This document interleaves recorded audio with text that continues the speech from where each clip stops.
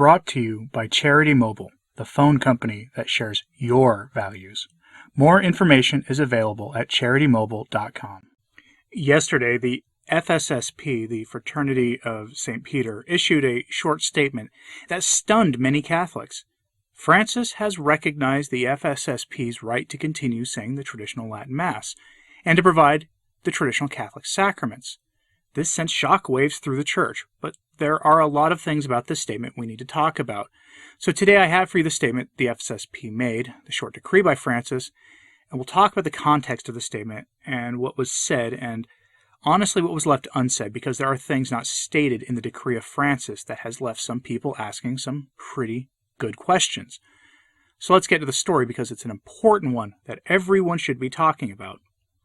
So let's start with the statement by the FSSP. I have it for you in full, and it's very short, less than 2 minutes in duration. It follows, and it came from the FSSP official website. The official communique of the Priestly Fraternity of St. Peter. Fribourg, February 21st, 2022. On Friday, February 4th, 2022, two members of the Priestly Fraternity of St. Peter, Father Benoit Paul Joseph, Superior of the District of France, and Father Vincent Ribeton, Rector of St. Peter's Seminary in Witzbad, were received in private audience by the Holy Father, Pope Francis, for nearly an hour. During the very cordial meeting, they recalled the origins of the fraternity in 1988.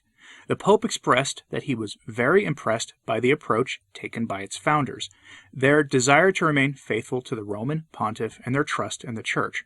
He said that this gesture should be, quote, preserved, protected, and encouraged, end quote. In the course of the audience, the Pope made it clear that institutes such as the Fraternity of St. Peter are not affected by the general provisions of the motu proprio Traditionis Custodes, since the use of the ancient liturgical books was at the origin of their existence and is provided for in their constitutions. The Holy Father subsequently sent a decree signed by him and dated February 11th, the day the fraternity was solemnly consecrated to the Immaculate Heart of Mary, confirming for the members of the fraternity the right to use the liturgical books in force in 1962, namely the Missal, the Ritual, and the Pontifical and Roman Breviary. Grateful to the Holy Father, the members of the Fraternity of St. Peter are in thanksgiving for this confirmation of their mission.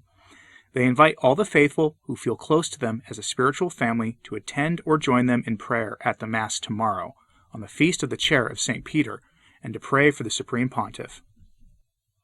That statement is on the surface very good news. The FSSP have in writing a promise from Francis to continue to be able to say the traditional Mass. Given the rumors surrounding the former Ecclesia Dei groups like the FSSP that something was coming for them on Ash Wednesday, and that it would be not good, this is being seen almost universally as a reversal by Francis. Why would he do that? We'll go over that here in a moment. Key to understanding what he did here and why he did it is the decree he issued on the 11th of February this year, and it wasn't even made public until the 21st. It follows and is extremely short. Decree of Pope Francis confirming the use of the 1962 liturgical books. Issued 11th of February 2022. The Holy Father, Francis, grants to each and every member of the Society of Apostolic Life, Fraternity of St. Peter, founded on July 18, 1988, and declared of pontifical right by the Holy See, the faculty to celebrate the sacrifice of the Mass, and to carry out the sacraments and other sacred rites, as well as to fulfill the divine office, according to the typical editions of the liturgical books, namely the Missal, the Ritual, the Pontifical, and the Roman Breviary, in force in the year 1962. They may use this faculty in their own churches or oratories. Otherwise, it may only be used with the consent of the ordinary of the place, except for the celebration of private masses. Without prejudice to what has been said above, the Holy Father suggests that, as far as possible, the provisions of the motu proprio Traditionis Custodes be taken into account as well. Given in Rome, near St. Peter's, on February 11th, the Feast of Our Lady of Lourdes, in the year 2022, the 9th year of my pontificate. Francis. Note something there, that the provisions of Traditionis Custodes are to be followed as far as possible. What does that mean? For the FSSP, I have no idea what that means. It's an ambiguous statement, and one that I suspect is going to cause trouble in the future. but the provisions in questions would be the reading of the scripture in the vernacular in the approved local translation, among other provisions meant to force the Latin Mass to submit to the Bugnini Rite. Nothing in the decree states that the FSSP are to be free from being forced to say the new Mass in addition to saying the Apostolic Mass. That includes the Chrism Mass held by the bishop every year, by the way. Nor does it say that they'll be free from having to affirm the errors of the Second Vatican Ecumenical and Non-Binding Pastoral Council. The key provision to watch for this, for the FSSP and Traditionis Custodes, is the requirement in that document that states that no new personal parishes will be erected for the traditional Latin Mass. How that affects the FSSP will be interesting to see, because there is a lot more demand for them than there is supply of priests and churches. And Francis's decree does state that the FSSP are to implement the provisions of Traditionis Custodes as best they can. Why would Francis issue this now? There's a few plausible explanations for this. First, you have the nearly countless theologians that have come out and said that Traditionis Custodes isn't binding, and that it is illicit as documents go. Groups like the FSSP are protected by their organizational constitutions, which the Church approved upon the formation of these groups. In plain language, Francis cannot change their constitutions or ignore them unilaterally. These groups are now overseen by the Congregation for Divine Worship, and I suspect that we'll see indications that the CDW is looking into the constitutions of the various groups in question. I address that more here in a moment. Just remember, the modernists are not going to rest until they've smashed tradition entirely, unless they've had a major change of heart, which I don't believe for a second. So keep a vigilant and watchful eye out as events transpire. And please, this is the very worst time to unplug from the events in the Church, so don't do that this year, please. There's another bit of news that I think is directly related to this. Around the same time that the FSSP met with Francis, the Superior General of the Society of St. Pius X met with Francis. And they have promised a statement on their meeting, and it hasn't come out yet. I'm very, very curious. I've been waiting for that statement, and when it comes out, I will have it for you. But I think that's important here also. Francis seems to be meeting with everybody involved. And what that portends, I don't know. And either you're going to get something positive from for the Church broadly with the SSPX and Francis, or you're going to see the lines even harden more. So keep everybody involved in your prayers on this. But let's look at the decree itself. There are things that the decree in the FSSP statement don't say. For instance, Francis's decree does not say whether there will ever be another FSSP church built or oratorio opened, nor that the current ones will necessarily stay open. It doesn't say further discernment won't come later, possibly from the Congregation for Divine Worship, which was just reformed and explicitly says we'll be studying and discerning organizations like the Anglican Ordinariate. And remember, the Congregation for Divine Worship is where the FSSP are overseen by Rome, and they are staffed with Francis loyalists. The decree does not say any FSSP priest is protected from having to say the Novus Ordo, or from eventually being forced to offer it alongside the TLM.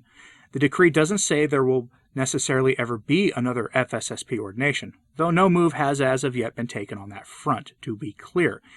Priestly ordinations are typically done in June, so if some move against that were to be made, it would happen soon.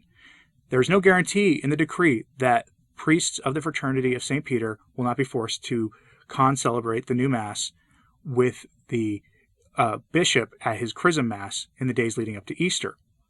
Canon law says a priest cannot be forced to celebrate anything, but we know how much that's worth these days. But bear all this in mind. Even if no other negative actions come later, according to their own official website, the FSSP only has 350 priests, period. The focus has been on diocesan TLMs, which frankly outnumber the FSSP and the Institute of Christ the King Sovereign Priest's offerings. Francis hasn't left the door open for 10% or even 1% of Catholics to access the traditional Latin Mass. So let's turn to this thought here. It's from Eric Sammons, editor-in-chief of the revamped 1 Peter 5 and Crisis magazine. And he had this observation that he made public on Twitter. Quote, "We can and should be thankful that the Pope has confirmed the charism of the FSSP while still understanding that his long-term desire is to eliminate the traditional liturgy." End quote. There's a bigger game being played here, and the details will continue to emerge. Numerous outlets reported back in January that on Ash Wednesday, 1 week from tomorrow, Rome would issue a new decree against the former Ecclesia Dei groups like the FSSP. That might still happen. we don't know for sure. Francis may have backed down from that, sensing that there was opposition from all quarters in the church to suppressing the apostolic mass, and even opposition from secular voices. There were secular, non-Catholic voices in very mainstream news outlets questioning what Francis was doing with this. Something to remember there. Another thing to consider, while Francis's move with the FSSP is good news, at least for the time being, thousands of Catholics who attend the TLM exclusively or regularly have zero access to the FSSP or similar institutes.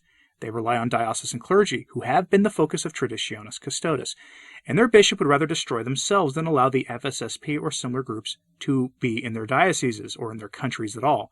The FSSP and their sister organizations serve locally at the pleasure and invitation of the local bishop. Traditionis Custodes has been aimed at the growth of the apostolic mass at the diocesan level because that's where most Catholics are, and those are unequivocally affected by the norms of Traditionis Custodes and the Responsa, and some bishops are getting pressure from Rome to enforce their rules. I know this because I reported on this just a few days ago.